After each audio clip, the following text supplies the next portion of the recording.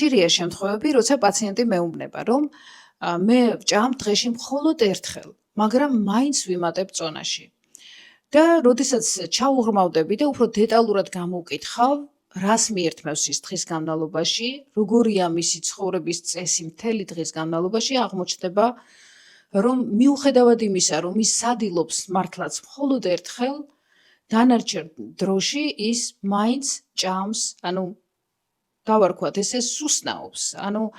მაგალითად, ერთი ნაჭერი ვაშლი, ან თლიანი ვაშლი, შეიძლება პატარა შოკოლადი, შეიძლება თხილი, ზესუმზირა და ეს ყველაფერი ერთად აღებული ქმნის უფრო მეტ კალორიას, ვიდრე სჭირდება მას და სწორედ ამიტომ ვერ იკლებს წონაში. ხშირ შემთხვევაში ამას ემატება ის, რომ სვამს ძალიან ცოტა წყალს, არ აქვს აქტიური ცხოვრების წესი, არ დადის ფეხით, არ ვარჯიშობს და ყველაფერი ეს შეიძლება ის ჭამდეს იმდენივეს, რამდენსაც თქვათ მეორე ადამიანი იმავე ასაკის, მაგრამ ის მეორე ადამიანი უფრო მეტს მოძრაობს, აქედან გამომდინარე ის წვავს უფრო მეტ კალორიას და არ იმატებს წონაში, აქვს ნორმალური წონა, ხოლო მეორე, რომელსაც არ აქვს აქტიური ცხოვრების წესი, ის იმატებს, მით უმეტეს როცა სადილის გარდა კიდევ ჭამს ძალიან ბევრ ესეთ პატარა რაღაცეებს. ძალიან მნიშვნელოვანია, რომ კვება მთელი დღის განმავლობაში იყოს დაბალანსებული.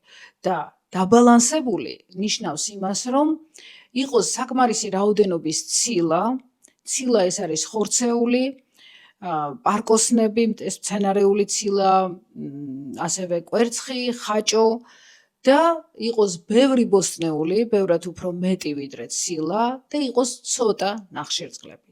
და ნახშირწყლები ეს არის მოგეხსენებათ პურეული, ცომეული, მარცვლეული ნებისმიერი და მათი რაოდენობა უნდა იყოს ცოტა.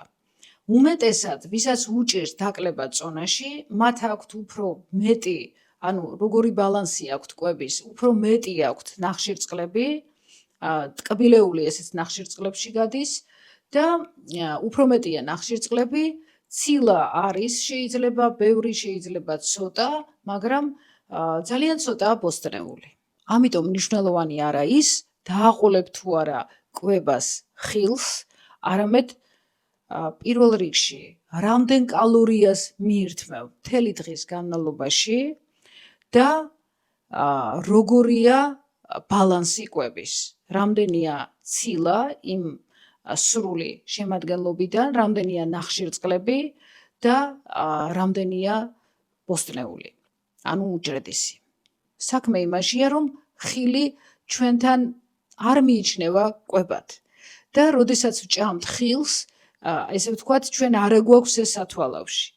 თუმე დღეში ვჭამე ერთხელ, კარგი სადილი, დანარჩენი ვჭამე ხილი, ვთვლი, რომ მე ვჭამე მხოლოდ ერთხელ. სინამდვილეში მე ვჭამე ძალიან ბევრჯერ, რადგან ხილი საკმაოდ მაღალია კალორია ხილის და ეს ემატება იმ კალორიას, რასაც ჭამს სადილთან ერთად და თლიანობაში გამოდის ბევრი კალორია და ამიტომაც ვერ ვიკლებ წონაში.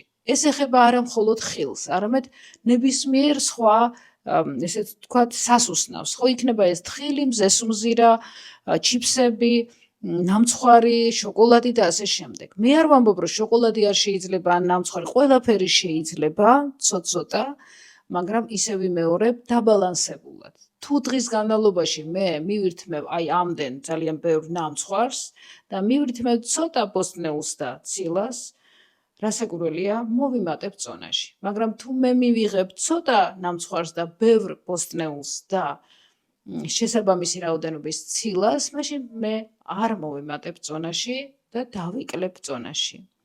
არსებობს ძალიან ბევრი დიეტა, მოგეხსენებათ. დიეტა ცოტა ისეთი სიტყვა, მას აზრი აქვს შეძენილი, თითქოს დიეტა ეს არის შეზღუდვა, სინამდვილეში დიეტა ნიშნავს ეს სიტყვა სწორ კვებას და სწორი კვება ნიშნავს დაბალანსებულ და ზომიერი რაოდენობით კვებას. ჩვენ ხშირად იმდენად დაჩვეული ვართ არასწორ კვებას, რომ მიგვაჩნია, რომ ეს არის ნორმალური და როდესაც ვცდილობთ, რომ სწორად ვიკვებოთ, ვთვლით, რომ ეს არის დიეტა. დიეტა, შეზღუდვა, რომელიც მე რაღაცა პერიოდის განმავლობაში უნდა შევასრულო იმისთვის რომ დავიკლო წონაში და მერე მოვადრო და ისევ გემრიელად შევჭამ როგორც მე მიყვარს მაგრამ სამწუხაროდ ესე არ გამოდის თუ გინდა რომ დაიკლო წონაში ჯანსაღად კონდეს შეინარჩუნო ნორმალური წონა ამისთვის საჭიროა რომ სწორი კვება აქციო შენი ცხოვრების ჩვევად ცხოვრების წესად და ყოველთვის ასე იკვებო ამიტომ მე პაციენტებს ვეუბნები რომ აი ეს კვება რასაც გეუბნები რასაც გაძლევთ ხო ეს უნდა შეასრულო და უნდა იფიქრო რომ ეს არ არის დროებითი ყოველთვის ესე უნდა იკვებო მთელი ცხოვრება ასე უნდა იკვებო მე ხომ არ გისყუდავ არც ნამცხვარს არც არაფერს მაგრამ გარკვეული პრინციპები უნდა დაიცვა აი როგორია ეს კვება კონკრეტულად დეტალურად